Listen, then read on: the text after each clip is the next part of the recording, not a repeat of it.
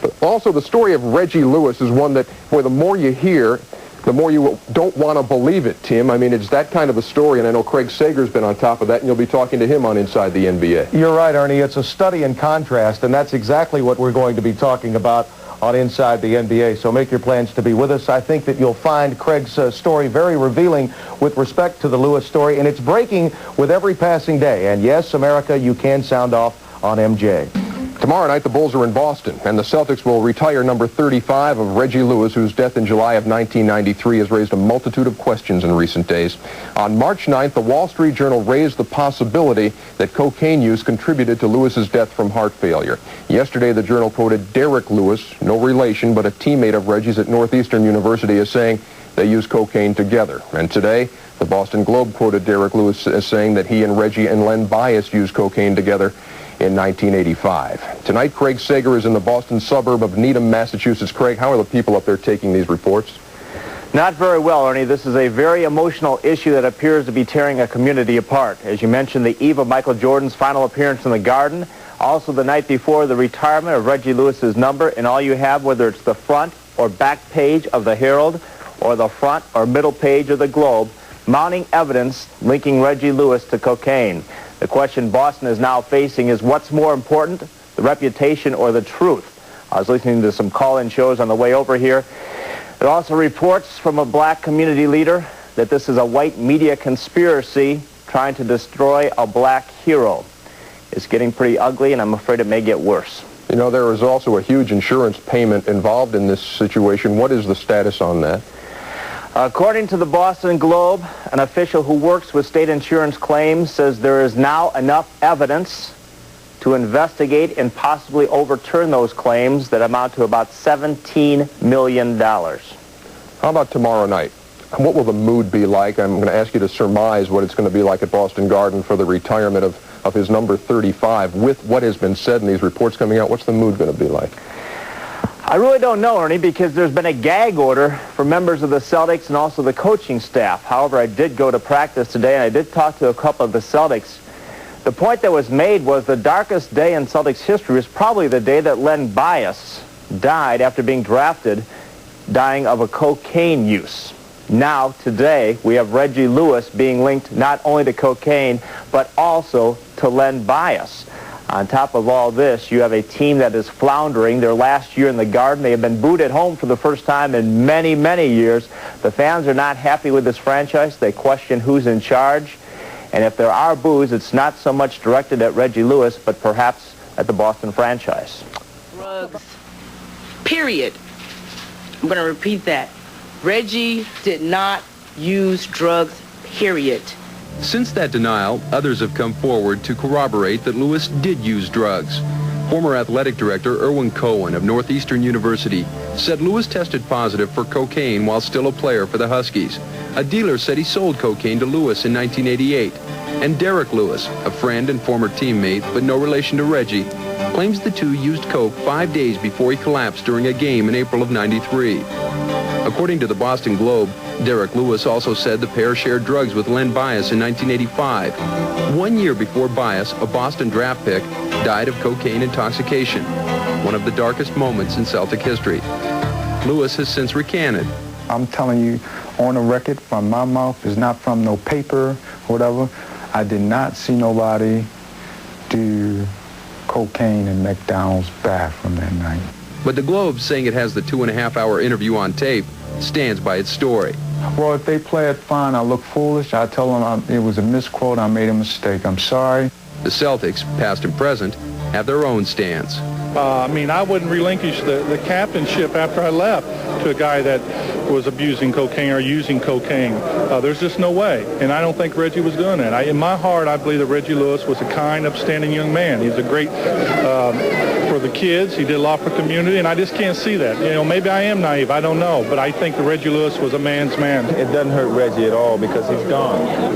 So why bring a story like this and magnify it so much that it destroys the guy's family. Don't make much sense to me. They're allegations. I mean, I don't really understand what the premise is, but they're just merely allegations. That's all it is. The timing of it really stinks. That's why I think personally the timing stinks. Here we are trying to honor a guy and they're trying to bring him down. So I think the timing of it really stinks. You know, I think it's terrible. The guy's dead. All I know is that this kid played his heart out for the Boston Celtics. And that is why, on Reggie Lewis night, they'll retire number 35. But the ceremony will not quell the controversy. This morning's Boston Herald reports an anonymous medical source close to the case says that Lewis told one of his doctors that he used cocaine prior to every home game to enhance performance. The Celtics have heard suggestions to postpone or even cancel tonight's event, but it will go on as scheduled. Certainly the press has been pretty tough on Reggie, and he's not here to defend himself, and I think that's unfair, and I think most people think that's unfair. But Reggie is loved by this community, and I think he will continue to be. If you look in the rafters, you see those great players' jerseys up there. It's because they were great among their peers, and they were a big part of this storied Boston Celtics history. So Reggie fits right into that. It was long in the coming. They delayed it almost 2 years, and it was time for it to happen, and I think other people have capitalized on that. That's what he did on the basketball court. Reggie gave his all, and then he deserves to be there with the other players. You know, we have a lot of numbers up there, but I think Reggie's very deserving. Tonight, at least for a while, that's what Boston fans will celebrate, the way Reggie Lewis played the game. But when the night is over, the way Reggie Lewis died will remain in question. And until that's answered, so too will his legacy. In Boston, Steve Cyphers, ESPN. Tonight also will be time to honor and remember Celtic great Reggie Lewis. Lewis's number 35 will be raised to the rafters at halftime, where it will rightly take its place alongside the other Celtic legends in this, the last year of the Garden. I've just never seen anyone give so freely of himself to a community, and many times without the publicity that's surrounding it. So stay with us for what certainly will be a memorable evening. Michael comes back to the Garden, and Reggie joins the Celtic elite. All next on Sports Channel. Many of the all-time great NBA players have called this building home, and their numbers are honored here. Reggie Lewis, 4-2 Celtics.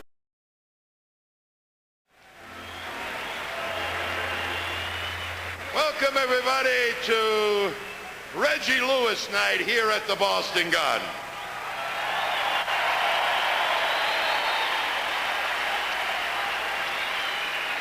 I knew you'd do it, folks. I knew you'd do it.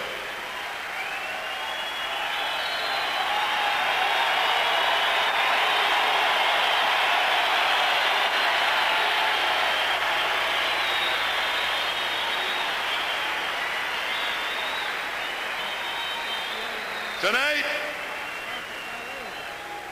we celebrate a true Celtics great who touched the lives of so many here in the Boston area. You know, Reggie accepted the mantle of leadership as captain of the green and white, and he literally played his heart out for the Boston Celtics.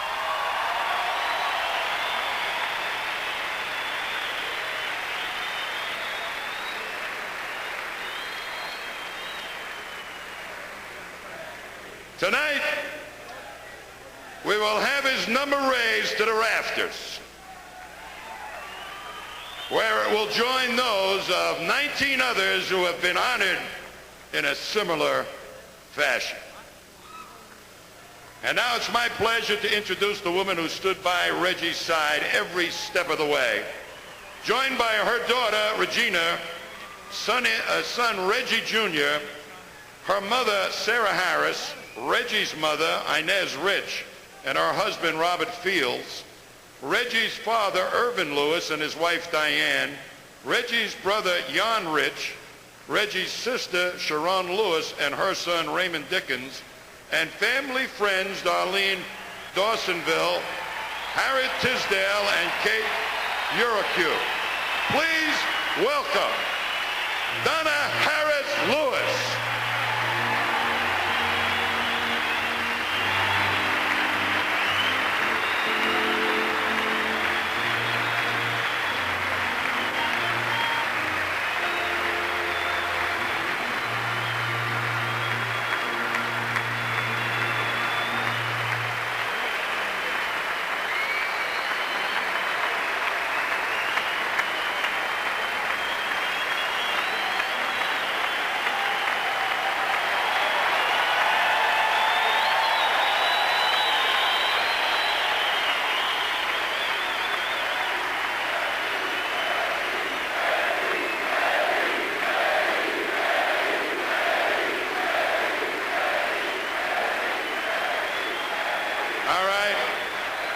We have a number of presentations to make in a short time in which to make them, so we need to keep moving along. One of the league's most talented young forwards. He currently leads the Boston Celtics in both scoring and steals, making his All-Star game debut.